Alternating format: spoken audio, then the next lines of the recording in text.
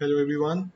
So we are going to start now with another topic, which is residential status of an individual or other persons and scope of total income. So in the first part, we are going to cover residential status, and then we'll move on to scope of total income. In order to find out the scope of total income, we need to know the residential status of a person. ठीक है? तो second part हम तभी कर पाएंगे जब हम first part से वेल अवेयर हो. चलिए, section 6 in income tax act talks about residential status. इसे स्टार्ट करने से पहले मैं आपको एक चीज बताना चाहता हूँ. जो कंफ्यूजन जनरली अराइज होता है उसे हम पहले ही एलिमिनेट कर देंगे. Residential status of a person and citizenship are two different things. ठीक है? Residential status and citizenship are two different things. They are not dependent on each other, they are not related to each other. ठीक है? दोनों बहुत ही अलग अलग चीजें हैं और दोनों ना तो एक दूसरे से कनेक्टेड है किसी भी सेंस में, ना ही एक दूसरे के ऊपर डिपेंडेंट है. ठीक है? So it is possible that you might be a citizen of a country but for that particular year you are not resident of the country. ऐसा भी हो सकता है. तो सिटीजनशिप होने का मतलब ये नहीं है कि आप उस कंट्री के रेजिडेंट होंगे उस साल. हो सकता है आप रेजिडेंट ना हो, आप नॉन रेजिडेंट हो. और रेजिडेंट हैं इसका मतलब ये नहीं है कि सिटीजनशिप होनी चाहिए, जरूरी है. ठीक है? तो आपस में हम परम्यूटेशंस और कॉम्बिनेशंस की बात ही नहीं करेंगे. हम सीधे सीधे ये बोल रहे हैं citizenship is a different matter, residential status is a different matter. ठीक है? रेजिडेंशियल स्टेटस का जो स्कोप है वो सिर्फ इस एक्ट तक है. इस एक्ट के बियॉन्ड उसकी बात नहीं. ठीक है? सिर्फ इनकम टैक्स एक्ट के लिए रेजिडेंशियल स्टेटस का मीनिंग है, कोई मतलब है. अदरवाइज इसके अलावा रेजिडेंशियल स्टेटस की कोई बात नहीं. तो अब रेजिडेंशियल स्टेटस होता क्या है और हमें रेजिडेंशियल स्टेटस पता करने की जरूरत क्या है. Why are we studying this chapter? So let us first start with the significance of residential status which is given here. The incidence of taxation on any assessee depends upon his residential status under this act. किसी भी assessee के ऊपर tax लगेगा या नहीं लगेगा. I am repeating, किसी भी assessee के ऊपर टैक्स लगेगा या नहीं लगेगा ये उसके रेजिडेंशियल स्टेटस पे डिपेंड करेगा. इसीलिए हम रेजिडेंशियल स्टेटस पढ़ रहे हैं. Whether an assessee would be taxed in a particular year will depend on the residential status of a person. चलिए सर, ये डिफाइन हो गया that a particular person will be taxed और नॉट. लेट अस से tax नहीं होगा. ठीक है, साइड हटा दिया हमने. सर टैक्स लगेगा उस पर, इतना पता चल गया. रेजिडेंशियल स्टेटस का एक और सिग्निफिकेंस है. आपने ये डिफाइन कर लिया कि आपके ऊपर टैक्स लगेगा. क्या हर इनकम पे टैक्स लगेगा या सिर्फ कुछ इनकम है जिस पर टैक्स लगेगा? तब इसमें भी आपका residential status significant role play करता है. So there are some incomes जिस पर अगर आपका रेजिडेंशियल स्टेटस ए है, लेट अस सपोज, तब टैक्स लगेगा. अगर आपका रेजिडेंशियल स्टेटस बी है तो टैक्स नहीं लगेगा. वो भी हम पढ़ेंगे. तो हमने अभी तक दो चीजें कवर की कि रेजिडेंशियल स्टेटस का सिग्निफिकेंस क्या है, कि आपके ऊपर टैक्स लगना है या नहीं लगना, और लगना है तो किस किस इनकम पर लगना है. क्या हर इनकम पर टैक्स लगना है या फिर कुछ इनकम पर लगना है और कुछ इनकम एग्जेम्प्ट होगी या फिर उस पर टैक्स ही नहीं लगेगा. ठीक है? So these are the two cases that we have studied. We have discussed till now. So answer to both the questions, whether income will be taxable or not, which income will be taxable. क्या income पर tax लगेगा या नहीं लगेगा, और लगेगा तो किस इनकम पर टैक्स लगेगा. क्या सारी इनकम पर टैक्स लगेगा या सिर्फ कुछ इनकम पर टैक्स लगेगा. So this is what we are going to study. So now we know the significance of residential status. इसका ये सिग्निफिकेंस है और इसीलिए हम इसे पढ़ रहे हैं. ठीक है? Answer to both the question depend upon the residential status of a person. किसी भी पर्सन के रेजिडेंशियल स्टेटस पर डिपेंड करता है कि कितनी इनकम पर टैक्स लगेगा और टैक्स लगेगा भी या नहीं लगेगा. तो इसीलिए रेजिडेंशियल स्टेटस बहुत इंपॉर्टेंट हो जाता है. मैं आपको लास्ट चैप्टर के प्रोविजंस पर लेके चल रहा हूँ। लास्ट जो हमने चार्ट डिस्कस किया था, ये देखिए, कॉम्प्यूटेशन ऑफ टोटल इनकम का पहला स्टेप ही ये होता है, you have to determine the residential status of a person. The first step of computing anybody's income is to determine the residential status of that person. जब हम residential status determine कर लेते हैं, उसके बाद हम ये डिसीजन लेते हैं कि इनकम पर टैक्स लगेगा या नहीं लगेगा। अगर यहीं पर मैं बोल दूं कि रेजिडेंशियल स्टेटस इज सच कि इनकम पर टैक्स नहीं लगना, तो फिर मैं इसके आगे प्रोसीड ही नहीं करूंगा, मैं इसके आगे प्रोसीड ही नहीं करूंगा। But when I get a go ahead that yes, this person is a resident, इनके ऊपर टैक्स लगेगा, then I go to the next step. अब मैं क्लासिफाई करूंगा अपनी इनकम्स को 5 पार्ट्स में, और फिर देखूंगा, फिर the next question which arises to me is किस किस इनकम पर टैक्स लगेगा। अब मुझे उसका आंसर देखना है। That will also depend on the residential status. तो पहले क्वेश्चन का आंसर क्या टैक्स लगेगा या नहीं लगेगा, ये हमने डिफाइन किया, जी सर लग जाएगा। फिर हम नेक्स्ट स्टेप पर गए, फिर नेक्स्ट स्टेप पर हमने देखा किस किस टाइप की इनकम है, किस किस टाइप की इनकम है। और जब हमने ये देख लिया कि 2-3 टाइप की इनकम है, तब हम ये देखेंगे क्या सब पर टैक्स लगाना है, या कुछ इनकम ऐसी है, considering the residential status of a person, considering the residential status of a person, we will see whether all income has to be taxed or there is some income which has to be taxed and the other income is not to be taxed, right? So this is how significant residential status is. अब हम कुछ categories देखेंगे, आपको मैंने बस residential status बताया। So now we are going to the next step, we are going to see, we are going to check what all types of residential statuses are there, कितने type के residential status होते हैं, हम ये देखेंगे, ठीक है। चलिए, so broadly there are 3 categories. मैं इस पर नहीं जाऊंगा, मैं आपको चार्ट पर लेकर जा रहा हूं, और चार्ट पर लेकर जाने के बाद मैं आपसे बात करूंगा। सिंपल सा फंडा है सर, एक तो रेजिडेंट होता है और नॉन रेजिडेंट होता है। एक कॉमन टर्म आपने सुना होगा एनआरआई, ठीक है, नॉन रेजिडेंट इंडियन, जिसको लोग नॉन रिटर्निंग इंडियन भी बोलते हैं, ठीक है। उस टर्म को भूल जाइए, उसका यहाँ पर कोई सिग्निफिकेंस नहीं है। मैं फिर बोल रहा हूँ, ना हम सिटीजनशिप की बात करेंगे, ना हम और किसी एस्पेक्ट की बात करेंगे। जितने भी प्री कंसेप्शंस आपके माइंड में अभी तक हैं कि कोई बाहर चला जाता है यहाँ से पढ़ाई के लिए या फिर जॉब के लिए तो वो नॉन रेजिडेंट हो जाता है, इन सबको भूल जाइए। वो होंगे, अपनी जगह होंगे, but for the purpose of income tax what I am going to tell you today in today's class, that will be relevant, okay? Everything else is irrelevant, ठीक है। Do not confuse all the other things that you know till now with this. किसी और चीज जो आपको पता है अभी तक, उससे confuse नहीं करेंगे इसे, ठीक है। वो अपनी जगह बने रहने दीजिए, just go through this what I am teaching. चलिए सर, तो एक तो हमने डिफाइन कर लिया कि या तो वो रेजिडेंट होगा या नॉन रेजिडेंट होगा, इतना तो सिंपल है, ठीक है ना। या तो इंडिया का रेजिडेंट होगा या इंडिया का रेजिडेंट नहीं होगा। So one is the resident, the other one is non resident, ठीक है। कब रेजिडेंट होगा, कब नॉन रेजिडेंट होगा, we will talk about all that, उसकी बात अभी हम डिटेल में करने वाले हैं। But let us see how many types of residential statuses are there, कितने टाइप के रेजिडेंशियल स्टेटस है। क्या रेजिडेंशियल स्टेटस सिर्फ रेजिडेंट और नॉन रेजिडेंट पे खत्म हो जाते हैं या और भी कुछ है, तो आइए देखते हैं।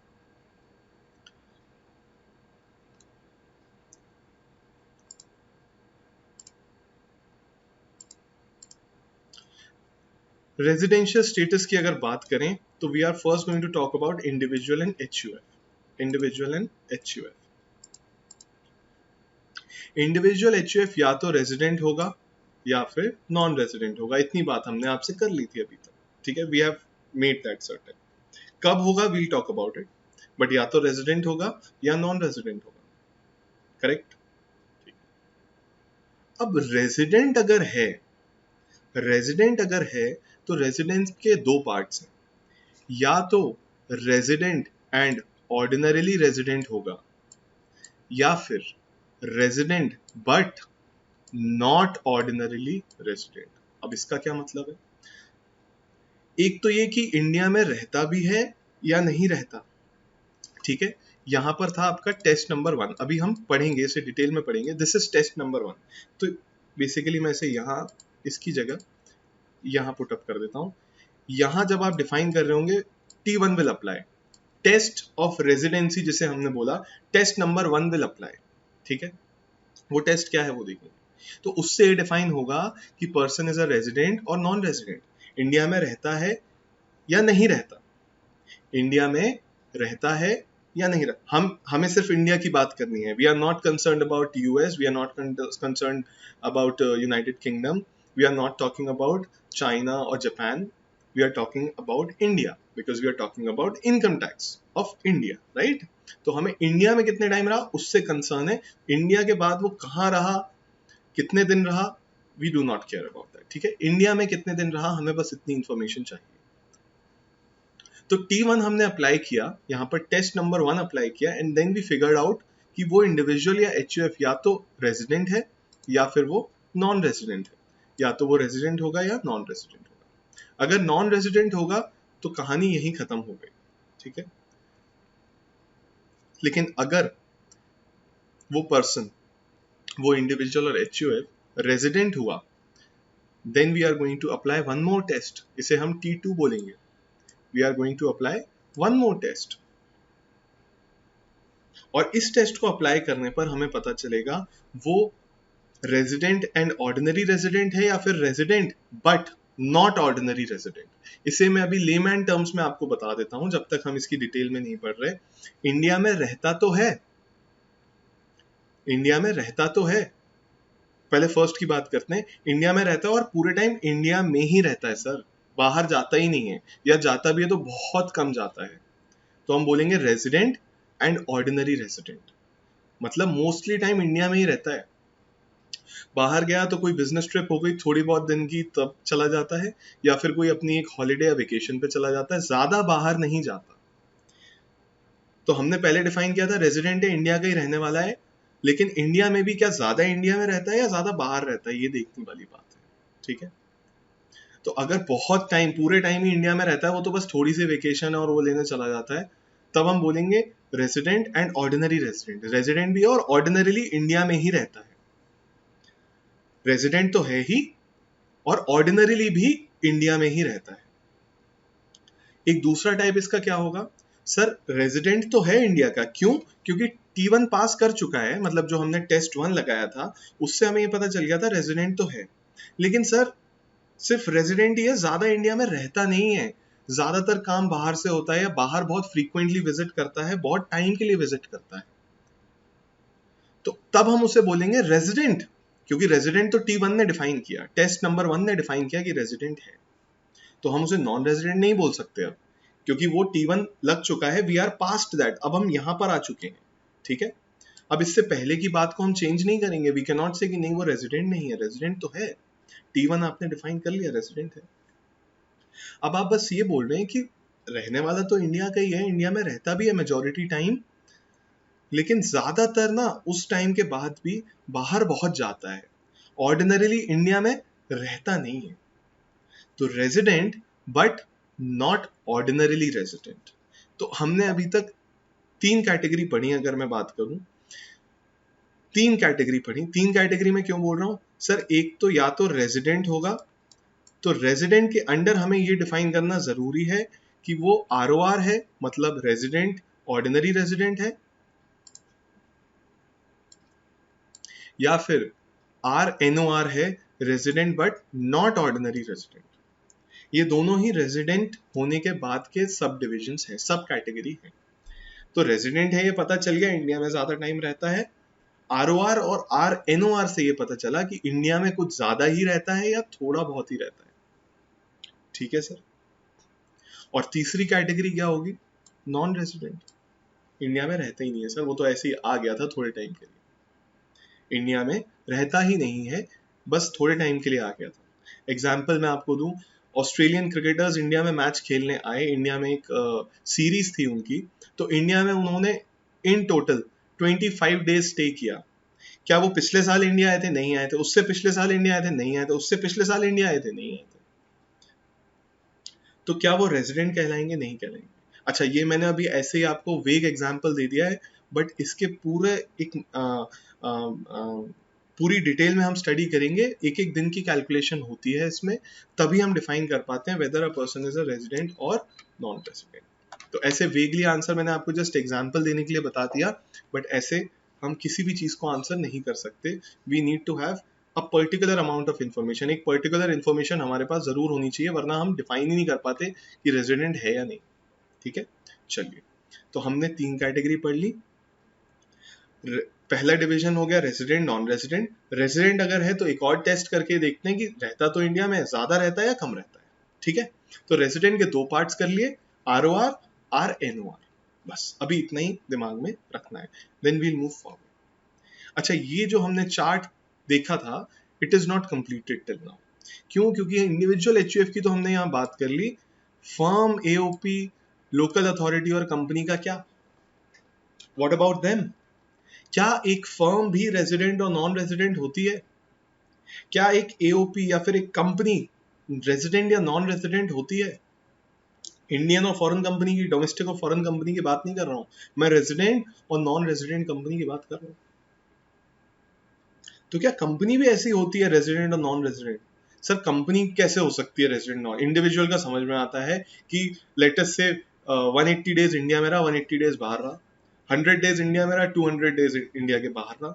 बट कंपनी ऐसा थोड़ी ना होता है कि 100 डेज इंडिया में है, 200 दिन यूएस में काम कर रही है। Is it possible? It's not possible. So certainly India में रहना और बाहर रहना can not be a criteria for a company to be resident और नॉट। लेकिन कुछ और क्राइटेरिया भी तो हो सकता है, कुछ और क्राइटेरिया भी तो हो सकता है। ये बात मैंने आपकी मानी कि कंपनी कोई इंडिया में 100 दिन रहती है और बाहर 100 दिन रहती है, ऐसा तो नहीं होता। बट कुछ और क्राइटेरिया होगा जिससे हम डिफाइन करेंगे कि वो रेजिडेंट है या नहीं। ठीक है, तो सर्टेनली कंपनी या फर्म या एओपी, लोकल अथॉरिटी, ये जितने भी पर्सन के फॉर्म हैं, ये ऐसा नहीं होगा कि कुछ दिन इंडिया में है कुछ दिन बाहर है, बट इनका कुछ क्राइटेरिया और होगा, इनके रेजिडेंशियल स्टेटस डिफाइन करने का क्राइटेरिया वुड बी डिफरेंट। वो क्या होगा वो हम पढ़ेंगे। लेकिन एक जो इंपॉर्टेंट बात मुझे आपको इस लेवल पर बतानी थी वो ये थी, सॉरी, हाँ, जो मुझे इस लेवल पर बतानी थी वो ये थी कि इंडिविजुअल एचयूएफ के केस में रेजिडेंट, नॉन रेजिडेंट और रेजिडेंट के फिर फर्दर 2 डिवीजन कर दिए। लेकिन जब फर्म, एओपी, लोकल अथॉरिटी और कंपनी की बात करते हैं तो इनका स्टेटस या तो रेजिडेंट होगा या फिर नॉन रेजिडेंट। अगर रेजिडेंट हुआ तो उसके 2 डिविजन्स नहीं है बॉस। मतलब we are not going to go further and apply test number 2, no. सिर्फ एक टेस्ट अप्लाई होगा और हम ये डिफाइन करेंगे वो रेजिडेंट है या नॉन रेजिडेंट है, दैट्स इट। ठीक है बॉस, क्लियर है? चल, तो नोट में क्या लिखा हुआ है, जो हमने ऊपर देखा वही लिखा है। From the above we can make out that only an individual and HUF can be ROR और आरएनओआर। कंपनी का कभी आप नहीं सुनेंगे कंपनी आरओआर है या एनआरओआर है, ऐसा कोई क्वेश्चन नहीं आएगा, ना आपसे पूछा जाएगा। कंपनी या तो रेजिडेंट होगी या नॉन रेजिडेंट होगी। कूल, चलिए।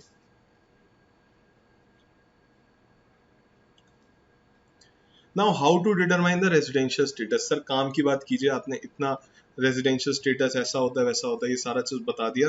अब हमें ये बताइए कि इतनी क्यूरोसिटी इतनी आ गई है कि ये तो बताइए कि रेजिडेंशियल स्टेटस कैलकुलेट कैसे होता है, डिटरमाइन कैसे होता है, कैसे कैलकुलेशन होती है इसकी कि रेजिडेंट है या नॉन रेजिडेंट है, कैसे पता चलेगा हमें? तो आइए अब हम नेक्स्ट स्टेप पे चलते हैं, how to determine the residential status. इसके बारे में हम कुछ बात करेंगे। Residential status of an assessee is ascertain on basis of each previous year. Sir, हर साल असेसमेंट करना पड़ेगा, हर साल के लिए अलग चेक लगाना पड़ेगा। मतलब ऐसा नहीं होगा कि एक साल, एक प्रीवियस ईयर में 17-18, फॉर एग्जांपल मैं बोलूं 17-18 प्रीवियस ईयर में एक पर्सन, एक इंडिविजुअल रेजिडेंट था सर, तो अब अगले 5 साल के लिए वो रेजिडेंट ही रहेगा। No, for every year you will have to check again, for every year you will have to check again whether the person is resident or non-resident. Resident है तो ROR है या RNOR है, ये आपको हर साल चेक करना पड़ेगा, क्योंकि रेजिडेंशियल स्टेटस हर साल चेंज हो सकता है। जब आप कैलकुलेशन अभी देखेंगे इसका, test number 1 and test number 2 देखेंगे, यू विल ऑटोमेटिकली अंडरस्टैंड कि मैं ऐसा क्यों बोल रहा हूँ। ठीक है सर, क्योंकि आपको पता चल जाएगा कि ऐसा भी हो सकता है। It is very much possible that one person is a resident in 1 year and in the next financial year he is a non resident, residential status change हो गया। एक साल में वो ROR था, अगले साल वो RNOR हो गया। It is very much possible. ठीक है सर, तो रेजिडेंशियल स्टेटस चेंज हो सकता है। दो चीजें हमने क्या सीखी अभी नई, रेजिडेंशियल स्टेटस हर साल चेंज हो सकता है, and because of that we'll have to calculate residential status for every year। ठीक है, हर साल एक फ्रेश कैलकुलेशन करनी पड़ेगी और देखना पड़ेगा क्या रेजिडेंशियल स्टेटस है। ठीक है सर, आइए finally we are going to go to the next topic which will tell us कि रेजिडेंशियल स्टेटस कैलकुलेट होता कैसे है। ठीक है ना, आइए sir, residential status of individual. अच्छा, अभी हम एक एक करके बात करेंगे। We are going to first talk about individuals only. अच्छा, इंडिविजुअल्स की अगर मैं बात करूंगा आपसे, तो या तो वो रेजिडेंट होगा या नॉन रेजिडेंट होगा। अच्छा, रेजिडेंट अगर होगा तो ROR भी हो सकता है, RNOR भी हो सकता है। ठीक है, ये ध्यान रखेंगे। तो इंडिविजुअल के केस में am I going to talk about only one test और two test? I am going to talk about two test. ठीक है, पहले मैं ये डिफाइन करूंगा कि वो रेजिडेंट है या नॉन रेजिडेंट है। अगर नॉन रेजिडेंट है, कहानी वहीं खत्म, शटर बंद, नॉन रेजिडेंट है सर। बट अगर वो रेजिडेंट है, then I am going to apply test number 2। Sir ऐसा जरूरी है क्या, टेस्ट नंबर 2 अप्लाई करना जरूरी है क्या? बिल्कुल जरूरी है सर। ठीक है, करना ही पड़ेगा। लेकिन एग्जाम पॉइंट ऑफ व्यू से बोलूं तो अगर क्वेश्चन में पूछा है define weather a person is resident और नॉन रेजिडेंट, तो आपको टेस्ट नंबर 1 ही अप्लाई करना है, आपको 2 नहीं अप्लाई करना। ठीक है, अगर क्वेश्चन में स्पेसिफिकली पूछा है कि रेजिडेंट है या नॉन रेजिडेंट, बस इतना बता दो, तो आपको बस वहीं टेस्ट नंबर 1 अप्लाई करके कहानी खत्म करनी है। लेकिन अगर क्वेश्चन में ऐसा पूछता है determine the residential status of the individual, तो ऑब्वियस सी बात है, अगर इंडिविजुअल की बात कर रहा है, रेजिडेंशियल स्टेटस पूछ रहा है, तो आपको रेजिडेंट और नॉन रेजिडेंट पे नहीं रुकना। You have to go to the next step and determine whether it is an ROR और RNOR। सर रेजिडेंट और नॉन रेजिडेंट का समझ आता है कि कुछ इनकम टैक्स होगी, कुछ नहीं होगी। ROR और RNOR क्यों डिवीजन किया? बॉस इसमें भी ऐसा ही है, ROR की ज्यादा इनकम पर टैक्स लगता है क्योंकि वो इंडियन होता है। ठीक है, हमारे यहाँ रहता है, हमारा ही मतलब ज्यादातर इंडिया में रहता है, तो उसकी जो इनकम पर टैक्स का स्कोप है वो वाइड हो जाता है, मतलब ज्यादा ज्यादा से ज्यादा इनकम पर टैक्स लगता है। और RNOR होता है तो कुछ इनकम ऐसी होती है जिसे हम कह देते हैं ठीक है, इस पर टैक्स नहीं लगाएंगे। ठीक है, समझ में आया? तो इसीलिए तो अगर हमने डिवीजन करा है, ऐसे ही नहीं करा डिवीजन, उसका एक रीजन है, उसकी कुछ इनकम इंडिया के इनकम टैक्स के स्कोप से बाहर चली जाएगी। किसकी? RNOR की। और NR की तो बहुत सारी इनकम इंडिया के इनकम टैक्स के स्कोप से बाहर चली जाती है। ठीक है, अब समझ में आया कि why we have made this division, right? चलिए सर आगे चलते हैं, इंटरेस्टिंग टॉपिक आने वाला है। Test number 1, residential status of individual, basic conditions. We are going to talk about basic conditions. Sorry, test number 1, residency test. Test number 1 apply करेंगे। Test number 1 क्या बोलता है? अंडर सेक्शन 6 सब सेक्शन 1 बोलता है individual is set to be resident in India in any previous year. ऐसा क्यों बोला? क्योंकि for every previous year you have to make a fresh calculation. ठीक है, अच्छा कैलकुलेशन किस साल की होगी? प्रीवियस ईयर के स्टे देखा जाएगा या असेसमेंट ईयर का? सर प्रीवियस ईयर का देखा जाएगा। ठीक है ना? If he satisfy any one of the following, any one important है, एनी वन इंपॉर्टेंट, मतलब अभी दो कंडीशन नीचे दी हुई हैं, दोनों में से अगर एक कंडीशन भी उसने फुलफिल कर दी तो हम क्या मान लेंगे? हम उसे रेजिडेंट मान लेंगे बॉस। दो कंडीशंस दी हैं नीचे, if any one is satisfied हम उसे रेजिडेंट। क्या दोनों कंडीशन का सेटिस्फाई होना जरूरी है? मैं अभी कंडीशन की बात ही नहीं कर रहा, मैं आपको पहले ये क्लियर कर दूं, सिर्फ एक कंडीशन से भी रेजिडेंट बन जाएगा। तो ये नहीं बोलेंगे सर ये वाली तो सेटिस्फाई हो रही है, ये नहीं हो रही, तो रेजिडेंट होगा क्या? दोनों में से एक भी हो जाए रेजिडेंट मान लेंगे। ठीक है, चलिए। He has been in India, वो इंडिया में रहा है during the previous year for a total period of 182 days और मोर। इतना सिंपल है, इट इज सो सिंपल। आपको उसका बस क्या देखना है, उसका स्टे इन इंडिया देखना है, वो इंडिया में कितने दिन स्टे किया था उस प्रीवियस ईयर में। If I am talking about previous year 17-18, तो मैं 1 अप्रैल 2017 से लेके 31 मार्च 2018 तक जो फाइनेंशियल ईयर है, जो प्रीवियस ईयर है, उसमें देखूंगा वो इंडिया में कितने दिन रहा था। अगर वो इंडिया में 182 डेज या उससे ज्यादा रहा तब मैं बोलूंगा वो रेजिडेंट है, और अगर 182 डेज से कम रहा तो मैं बोलूंगा वो नॉन रेजिडेंट है। ठीक है, तो सर वो इंडिया में उस प्रीवियस ईयर में, जिस भी प्रीवियस ईयर की हम बात कर रहे हैं, सर 200 डेज रहा था, resident. Sir second condition test करनी है क्या? नहीं करनी। क्यों नहीं करनी? क्योंकि any one of the sorry, दोनों में से एक भी कंडीशन सेटिस्फाई हो गई तो वो रेजिडेंट मान लिया जाएगा। तो अगर हमारी पहली ही सेटिस्फाई हो जाती है, why we need to go on to the second one? अगर सेकंड वाली कंडीशन सेटिस्फाई हो जाती है तो भी वो रेजिडेंट रहेगा, नहीं होती सेटिस्फाई तो भी रेजिडेंट रहेगा। In any case it is the person is going to be resident. ठीक है ना सर, ये तो बहुत अच्छा है कि अगर पहली कंडीशन सेटिस्फाई हुई तो दूसरी को देखना ही नहीं है, बिल्कुल नहीं देखना सर। ठीक है, लेकिन लेकिन मान लेते हैं वो पिछले साल या प्रीवियस ईयर में इंडिया में सिर्फ 140 डेज रहा था, सर बाकी के दिन कहाँ था? आपको उससे मतलब नहीं है सर, आपको उससे मतलब नहीं है। वो ऑस्ट्रेलिया था, यूएस था, जापान था, हांगकांग था, आपको उससे क्या मतलब? ठीक है, वो इंडिया में नहीं था बस।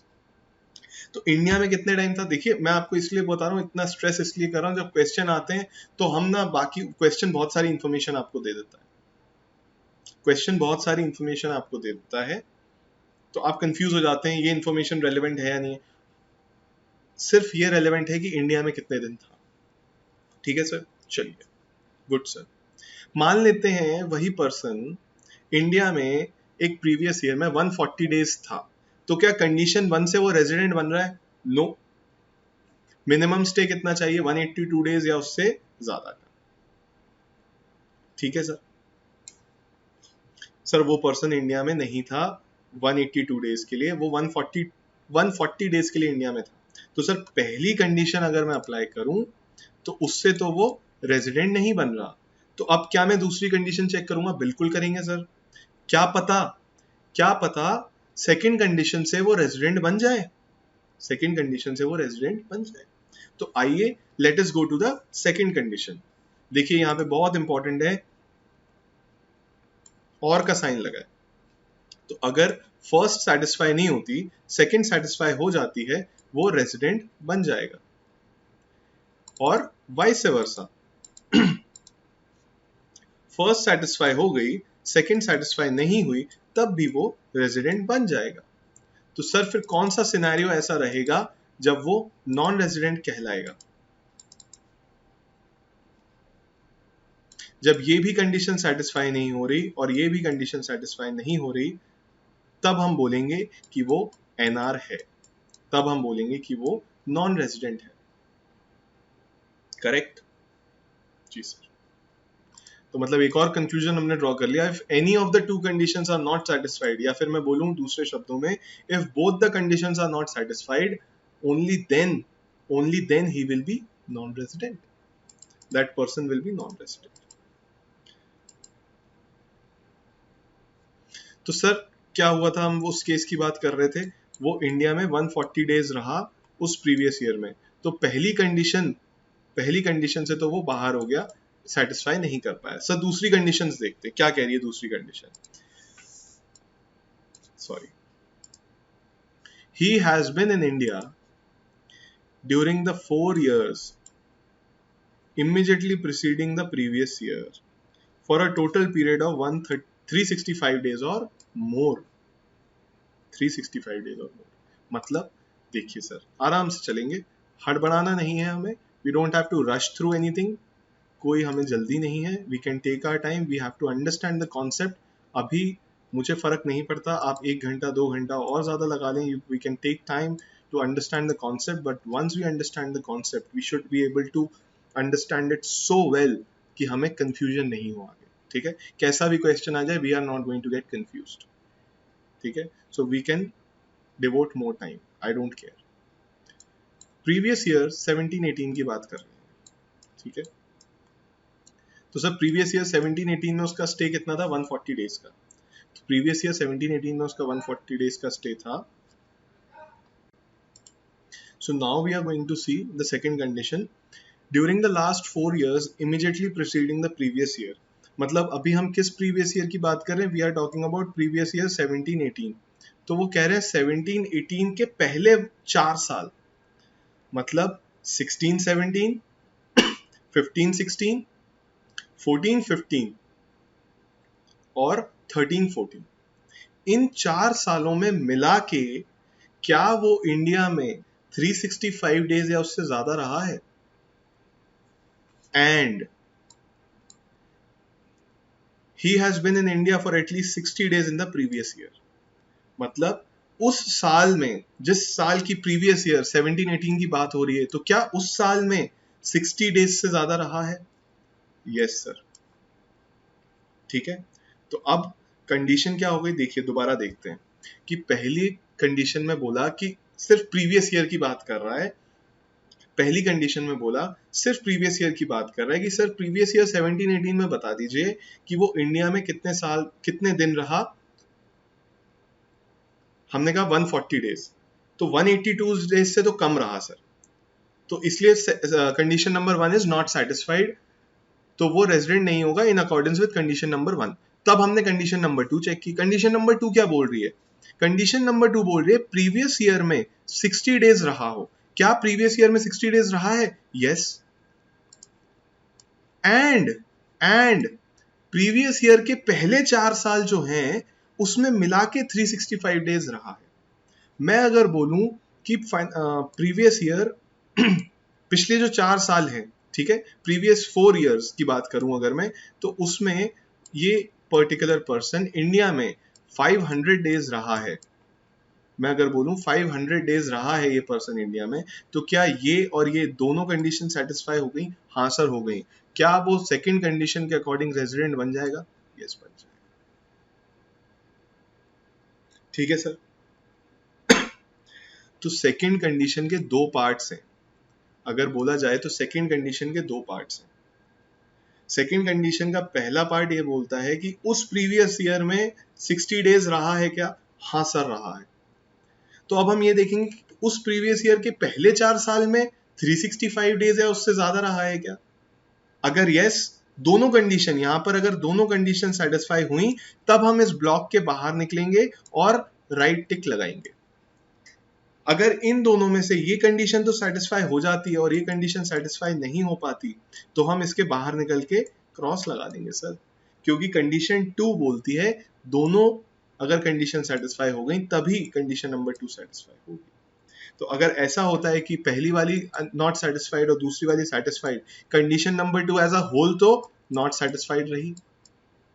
और अगर सर पिछले 4 साल में तो 500 दिन रहा था, लेकिन मान लेते हैं अगर मैं इसे इसे बोल दूं कि ये जो पर्सन है, मैं इसे एडिट करके 1 मिनट रुकिए,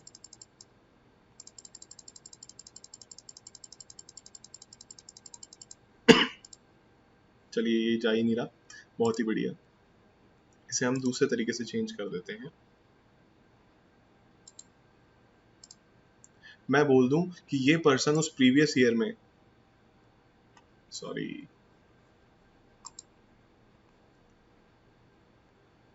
हाँ जी, मैं बोल दूं कि ये पर्सन उस प्रीवियस ईयर में 40 डेज के लिए इंडिया में था. तो क्या कंडीशन नंबर, दोबारा चेक करते हैं सर, क्या कंडीशन नंबर 1 सेटिस्फाइड हो रही है? नहीं हो रही सर, क्योंकि 180 डेज से बहुत कम है, नॉट पॉसिबल।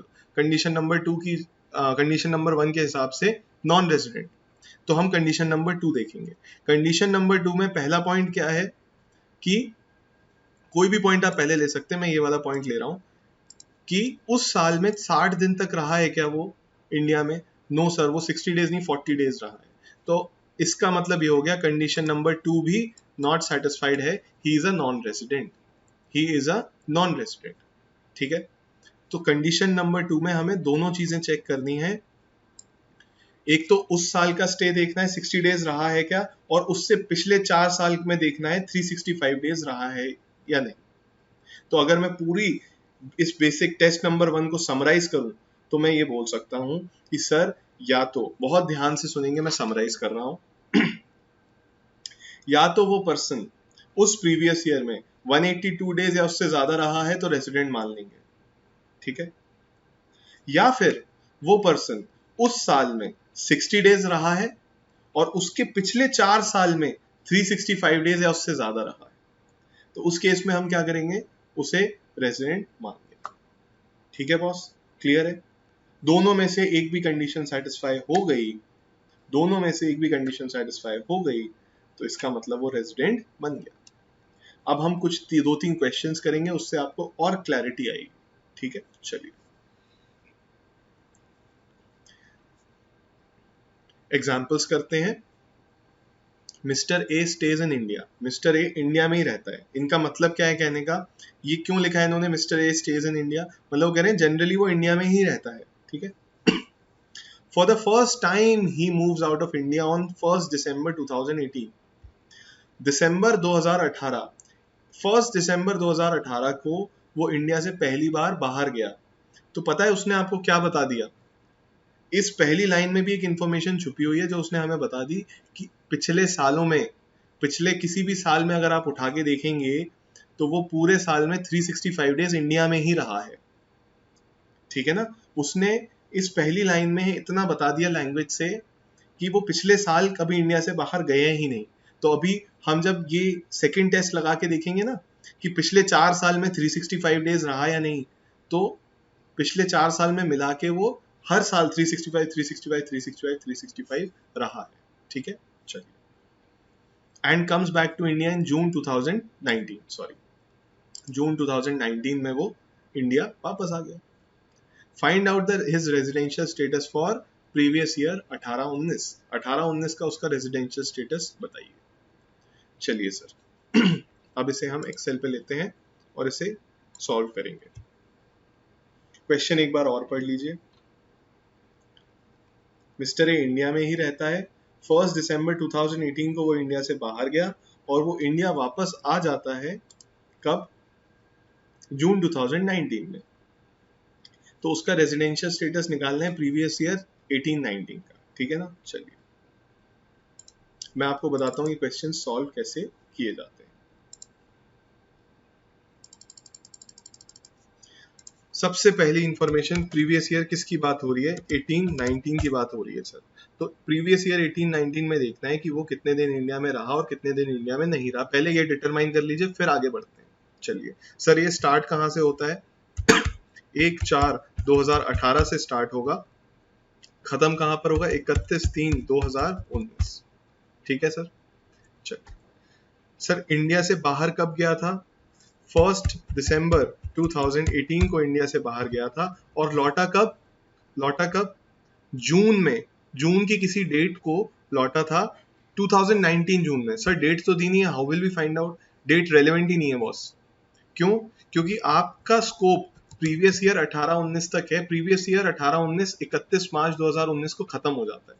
तो अब वो जून 2019 में कब वापस आया, फर्स्ट को आया, थर्ड को आया, फिफ्थ को आया, उससे आपको क्या करना, आप तो ये देखेंगे कि 1 दिसंबर से लेके 31/3/2019 तक वो देश से बाहर था। आपका पीरियड वहीं खत्म हो गया, मतलब आपको प्रीवियस ईयर 18-19 की कैलकुलेशन के लिए मार्च तक देखना है। मार्च के बाद वो इंडिया में आया, रहा, वो रेलेवेंट नहीं है आपके लिए, ठीक है। So it is very important कि क्या इन्फॉर्मेशन रेलेवेंट है, क्या इन्फॉर्मेशन रेलेवेंट नहीं है।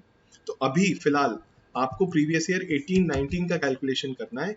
फॉर दैट अप्रैल मई जून की इंफॉर्मेशन आपके लिए 2019 की रेलेवेंट नहीं है। हाँ, अगर मैं बोलूँ 1920 का स्टेटस बताओ मुझे, तब ये डेट मेरे लिए इंपॉर्टेंट हो जाएगी, ठीक है ना, उस साल के कैलकुलेशन के लिए, क्योंकि वो नेक्स्ट फाइनेंशियल ईयर का या नेक्स्ट प्रीवियस ईयर का कैलकुलेशन हो, ठीक है बॉस।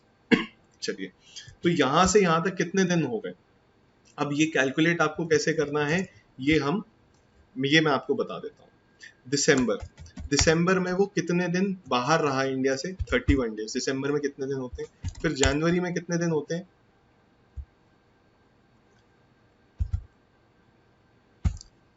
31 डेज, ठीक है। फरवरी में कितने दिन होते हैं भाई, 28 डेज। मार्च में कितने दिन होते हैं भाई, 31 डेज। तो total days in a financial year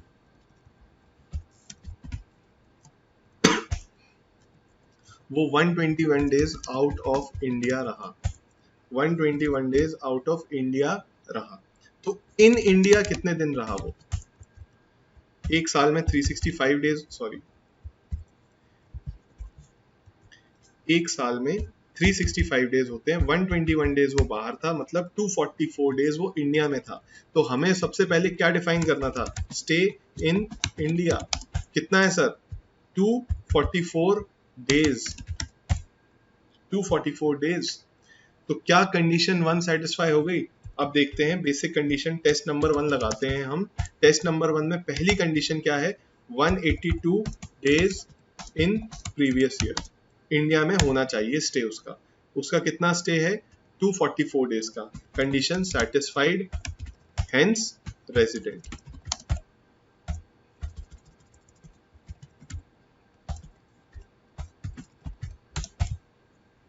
okay boss. Sir condition 2 देखते हैं। मैं कह रहा हूं देखने की जरूरत ही नहीं है, मैं आपसे बोल रहा हूं देखने की जरूरत ही नहीं है। क्या करोगे देख के, जब कंडीशन 2 अगर ओके होती है तो भी ये नॉन रेजिडेंट रहेगा, अगर नॉट ओके होती है तब भी ये रेजिडेंट रहेगा। So we need not go to condition number 2।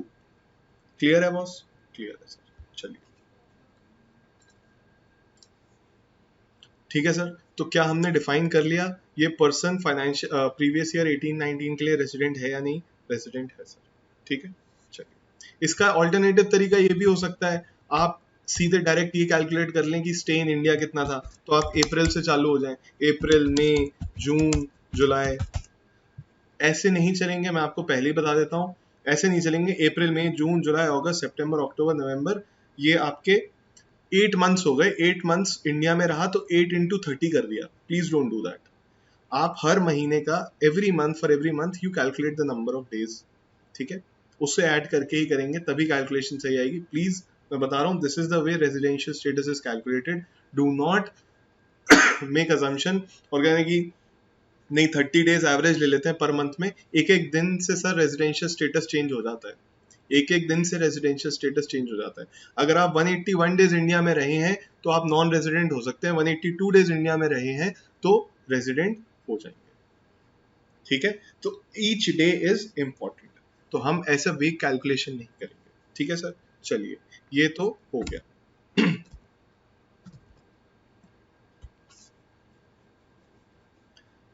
देखते हैं क्या आंसर हमारा सही था। यहाँ पर कैसे किया हुआ है, we will start with the test by checking the 2 conditions. Stay in India in previous year 18-19 1st April से लेके 30th November which is 244 days, that is more than 182 days. Condition 1 satisfied, need not check condition 2। Condition 2 check करने की जरूरत ही नहीं है, conclusion पे हम पहले ही पहुंच चुके हैं that mister A is a resident. आगे चलते हैं सर, नेक्स्ट एग्जांपल। बहुत सिंपल था, इजी है, right. Mister A stays in India, वो फिर से बोल रहा है मिस्टर ए इंडिया में रहता है। For the first time he moves out of India on 15th जून 2018। तो आइए, हम देखते हैं कि क्या बदल गया। फाइनेंशियल ईयर प्रीवियस ईयर तो सेम है, हाँ सेम है। उसके बाहर जाने की डेट, इसे मैं पूरा डिलीट कर रहा हूं, उसके बाहर जाने की डेट चेंज हो गई, वो इंडिया से 15 जून 2018 को बाहर चला गया था। 15 जून 2018 को he went out of India. वापस कब आया, वापस कब आया देख लेते हैं। And comes back to India in June 2019, so he came back in June 2019 again. जून किस डेट को आया, it's not relevant for this previous year, ठीक है, मैं ये नहीं बोल रहा हूँ रेलेवेंट नहीं है, नेक्स्ट प्रीवियस ईयर के लिए वो रेलेवेंट होगा, बट इस प्रीवियस ईयर के लिए इट्स नॉट रेलेवेंट। मतलब हमें इतनी इंफॉर्मेशन तो मिल गई कि 31 मार्च 2019 तक वो बाहर ही था, ठीक है, उसके पहले तो वो इंडिया नहीं आया। चलिए मुझे पता है आपके मन में कुछ सवाल आ रहे होंगे कि सर वो 4 दिन आया, फिर 4 दिन चला गया, फिर 1 दिन आया, फिर 1 दिन चला गया।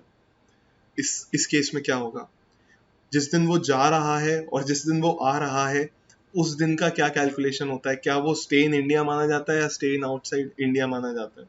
मतलब अगर मैं 3 बजे दोपहर में 3 बजे मैंने फ्लाइट ली और मैं इंडिया से I flew out of India went to Dubai, तो उस डेट को मान लीजिए मैं 1 जनवरी 2018 को 3 बजे इंडिया से बाहर चला जाता हूं, तो आप 1 जनवरी को मुझे मेरा स्टे इन इंडिया मानेंगे या स्टे आउट ऑफ इंडिया मानेंगे। तो वो सारे क्वेश्चन हम आंसर करेंगे, अभी बहुत बेसिक पे चल रहे हैं बॉस, ठीक है, डिटेल में अभी वो सारी इंपॉर्टेंट पॉइंट्स जो अगले पेज पर दिए उसमें कवर हो जाएंगे। ठीक है सर, तो you need not worry about all that, we are going to cover it. ठीक है, तो अभी जो पढ़ा रहा हूँ वो कॉन्सेप्ट समझेंगे, पहले इसे स्ट्रॉन्ग कर लें, वो सारी चीजें तो बहुत साइड की हैं, मतलब वो हम सब इतनी सब्सटैंशियल नहीं है, वो we'll just go through it and हम याद कर लेंगे उसे, नो प्रॉब्लम। ठीक है, चलिए तो अभी ये हो गया, तो अब एक काम करते हैं sir, stay in India calculate करते हैं।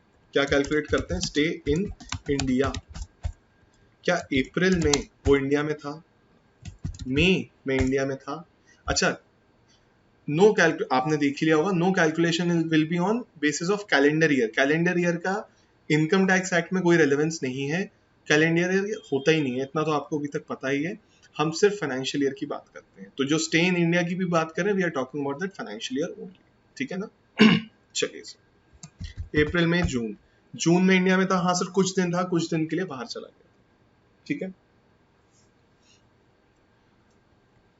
जुलाई में लूंगा क्या? सर जुलाई लेने की कोई जरूरत नहीं है, क्योंकि वो इंडिया से बाहर जा चुका था। चलिए सर, अप्रैल में वो कितने दिन रहा इंडिया में?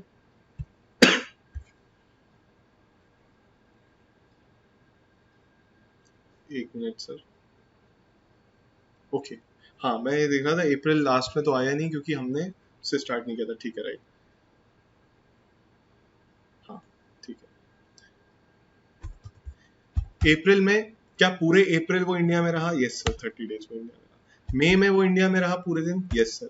जून में वो कितने दिन इंडिया में रहा? सर 15 डेज इंडिया में रहा, बाकी के दिन वो इंडिया से बाहर चला गया था।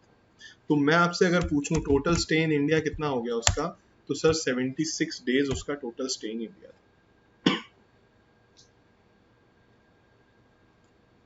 देख लीजिए, चेक कर लीजिए कोई गड़बड़ है क्या। पिछले क्वेश्चन में हमने उल्टे तरीके, मतलब we did reverse calculation, we took out stay outside India और फिर हमने 365 से उसे माइनस कर दिया था। इस क्वेश्चन में हम सीधे चले हैं, हमने ये देखा है कि वो इंडिया में कितने दिन रहा, उससे कोई फर्क नहीं पड़ता, कैसे भी कैलकुलेट कर सकते हैं, डज नॉट मैटर।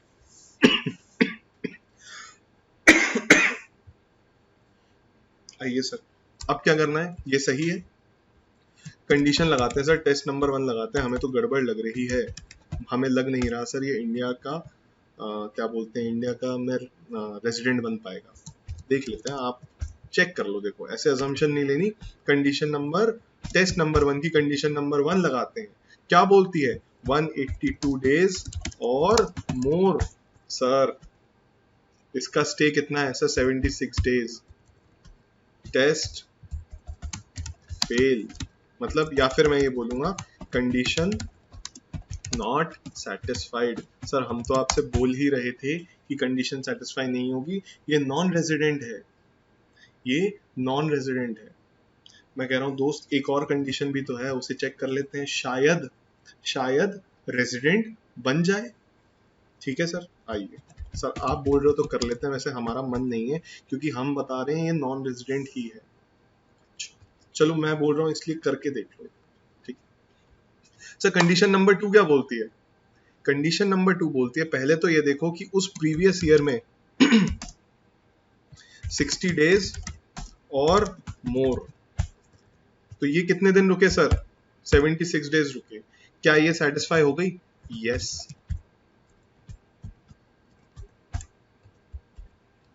ये सेटिस्फाई हो गई?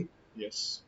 लेकिन सर सिर्फ यही बात नहीं रुकती है, ध्यान देंगे, ये एग्जाम्पल बहुत इंपॉर्टेंट है कंडीशन नंबर 2 को समझने के लिए। ठीक है, हो सकता है आपको थ्योरी जब मैंने पढ़ाई तो कुछ डाउट्स आए हों, तो इस एग्जाम्पल के बाद क्लियर हो जाएंगे। तो कंडीशन नंबर 2 का ए पार्ट बोलता है कि प्रीवियस ईयर में 60 डेज और मोर के लिए इंडिया में होना चाहिए, तो सर वो तो है। बी पार्ट क्या बोलता है? बी पार्ट बोलता है सर प्रीवियस 4 years में, सॉरी 365 डेज और मोर। ठीक है, 365 डेज और मोर। अच्छा जी, तो सर पहले तो ये बताइए कि किस प्रीवियस ईयर की बात हो रही है?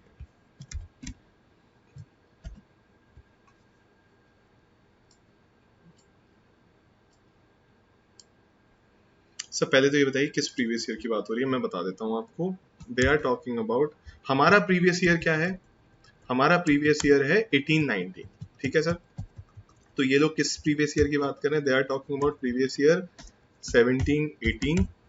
they are talking about previous year 1617, they are talking about previous year 1516, they are talking about previous year 1415। ठीक है, इन 4 प्रीवियस ईयर्स की वो बात कर रहे हैं।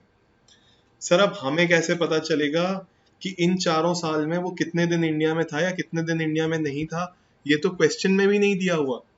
आप देखिए क्वेश्चन में इस इन सालों के बारे में, इन प्रीवियस ईयर्स के बारे में there is no information in the question. How are we going to find it out? मैंने आपको बताया था, ध्यान से दोबारा पढ़ेंगे एक बार क्वेश्चन को। Mister A stays in India, India में ही रहता है। For the first time he moves out of India. 15 जून 2018 को वो पहली बार इंडिया के बाहर गया है। इसको मैं दूसरे शब्दों में बोल सकता हूँ, in another way I can say that he has always been in India. In all the previous years, he has not gone out of India for even a single day. For all the 365 days in all the years, he has been in India. आइए sir, तो question में information पूरी थी। तो अब हम देखते हैं कि प्रीवियस ईयर 1718 में वो इंडिया में कितने दिन रहा? 365। पूरे साल ही रहा सर, जब इंडिया के बाहर ही नहीं गया था। 17 में कितने दिन रहा इंडिया में? 365। 16 में वो इंडिया में कितने दिन रहा? 365। 15 में वो इंडिया में कितने दिन रहा? 365। टोटल 4 साल मिला के वो इंडिया में कितने दिन रहा? 1460 डेज रहा। 1460 डेज रहा। रिक्वायरमेंट कितनी थी सर? सर 4 साल मिला के 365 डेज और मोर। वो कितने दिन रहा इंडिया में? 1460। क्या कंडीशन 2 का बी पार्ट सेटिस्फाई हो गया? Yes sir. एंड इन दोनों के बीच में एंड वर्ड यूज किया गया है, मतलब ये भी सेटिस्फाई होना जरूरी है और बी पार्ट भी सेटिस्फाई होना जरूरी है, तब जाके कंडीशन 2 सेटिस्फाई होगी।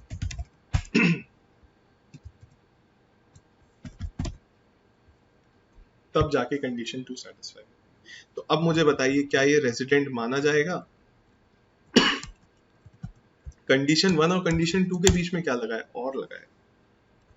कंडीशन 1 और कंडीशन 2 के बीच में और लगा है। तो अगर कंडीशन 1 सेटिस्फाइड नहीं भी हुई, कंडीशन 2 सेटिस्फाइड हो गई, कंक्लूजन क्या आया टेस्ट 1 का? सर बोल्ड लेटर्स में लिख दीजिए resident.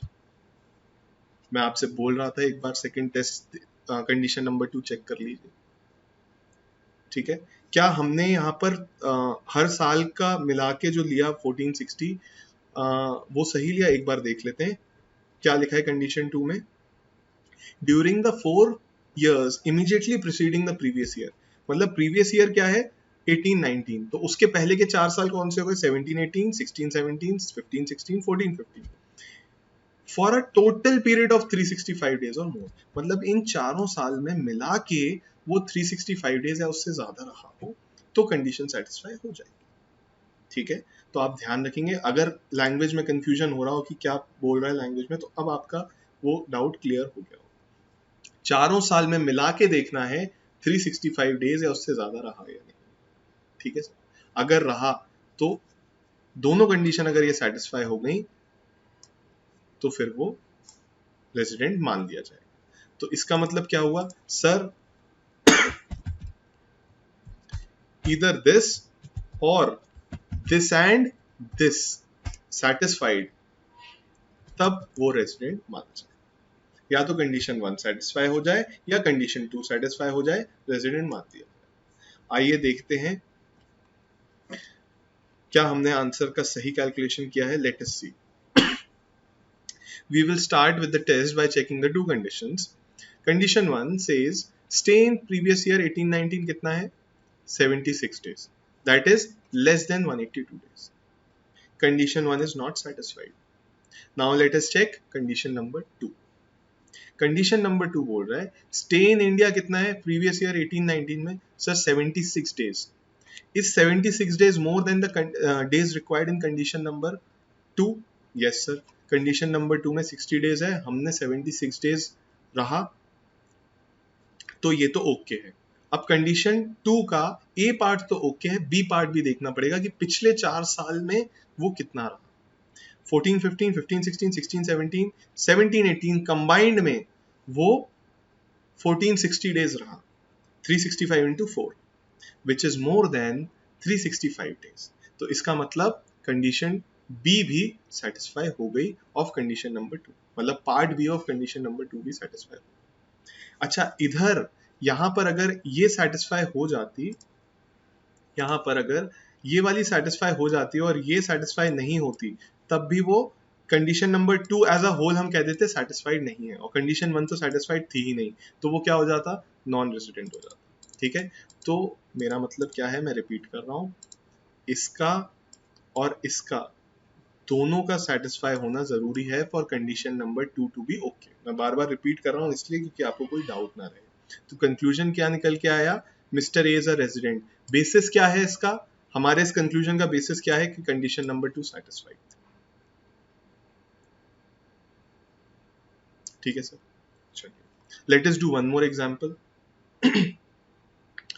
Mr. A stays in India, he moves out of India on 15 June and comes back on this date। Same information है, ठीक है, सेम इंफॉर्मेशन है।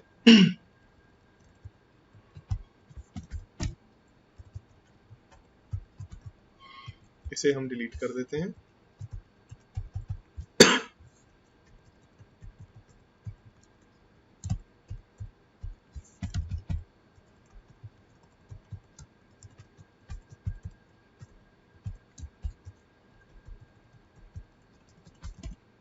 और क्या बोल रहे हैं?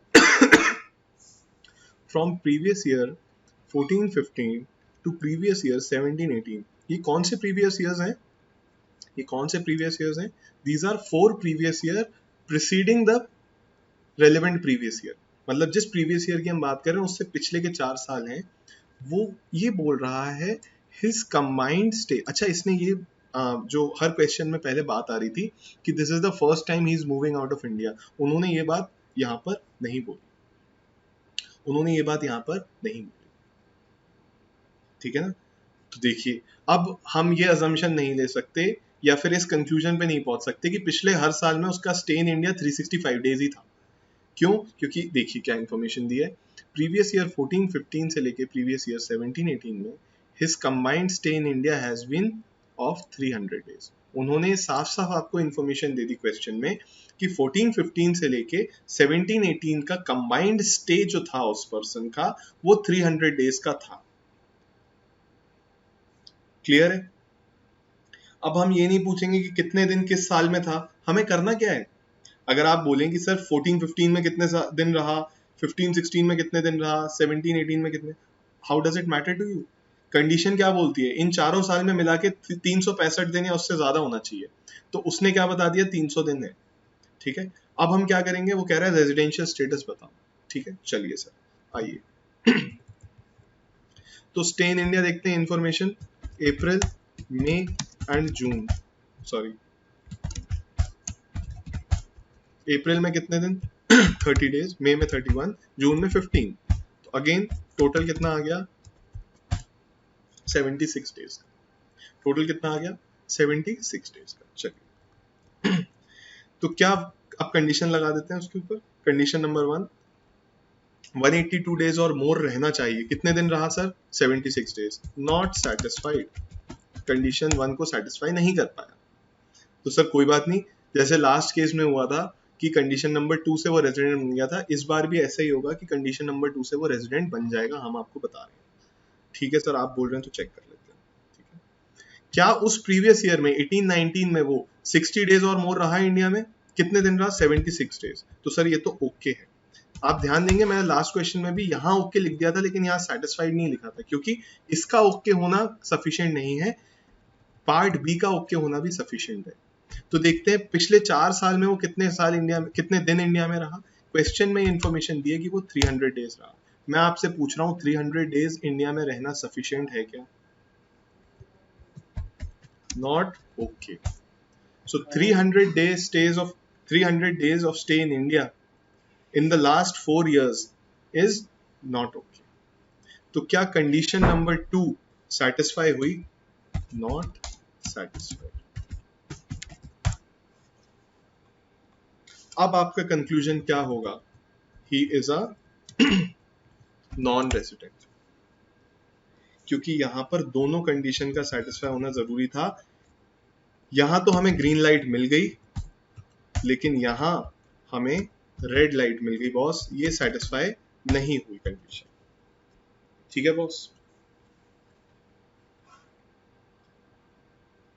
अब आपको और क्लियर हो गया होगा, ठीक है जी एक बार देख लीजिए।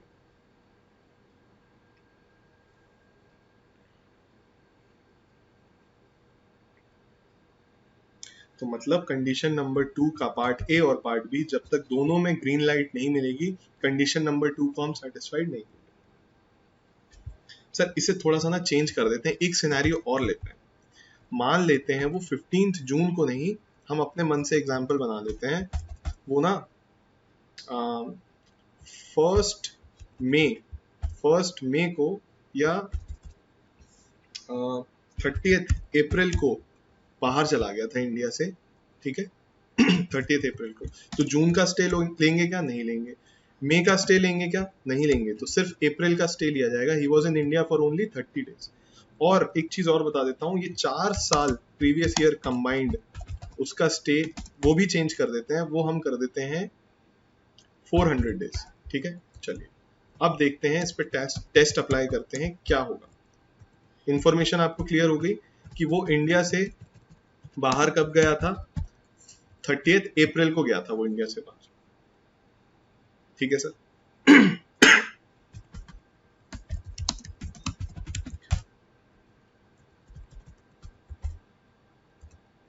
वो बाहर रहा 30 अप्रैल से 31 मार्च 2019 तक, और प्रीवियस ईयर 14 से लेके 17 तक, सॉरी 18 तक उसका स्टे कितना था, टोटल 400 डेज का, मतलब प्रीवियस 4 इयर्स का स्टे बता दिया उसने कंबाइंड 400 डेज था। आइए कंडीशन नंबर 1 लगाते हैं, सफिशिएंट अमाउंट ऑफ इंफॉर्मेशन हमारे पास आ गई। सर कंडीशन नंबर 1, 182 डेज और मोर, वो कितने दिन रहा 30 days, condition 1 not satisfied, condition 1 not satisfied. Condition 2 के पार्ट ए की बात करते हैं।